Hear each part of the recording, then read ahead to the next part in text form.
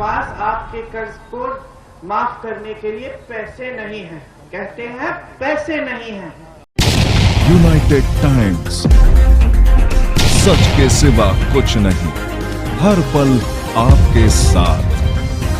उत्तर प्रदेश के रायबरेली में एक सार्वजनिक बैठक को संबोधित करते हुए कांग्रेस महासचिव प्रियंका गांधी वाड्रा ने कहा, जब आपके पास खाने के लिए पर्याप्त भोजन नहीं होता है तो आप कर्ज लेते हैं। जब बात जिंदगी की हो तब भी प्रधानमंत्री मोदी की सरकार के पास आपका कर्ज माफ करने के लिए पैसे नहीं है। आप कर्ज क्यों लेते हैं?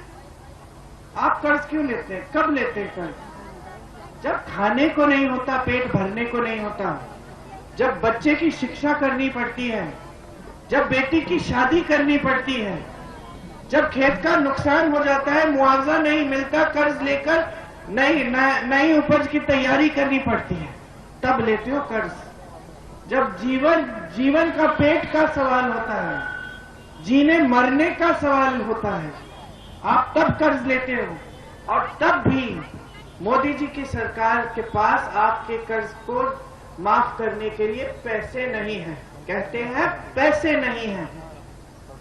आपको मालूम है, मैं 2-3 साल पहले यहां काम कर रही थी यूपी में चुनाव में।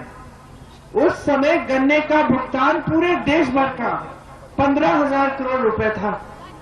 हम लोग चीख रहे थे, चिल्ला रहे थे, हर मंच पे कह रहे थे कि भाई गन्ने का भुगतान दो किसानों को।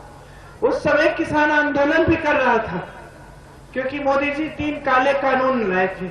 आपको याद होगा, लखीमपुर खीरी में एक मंत्री के बच्चे ने किसानों को 6 किसानों को जीप के नीचे कुचल दिया। 600 किसान शहीद हुए। मोदी जी ने क्या किया?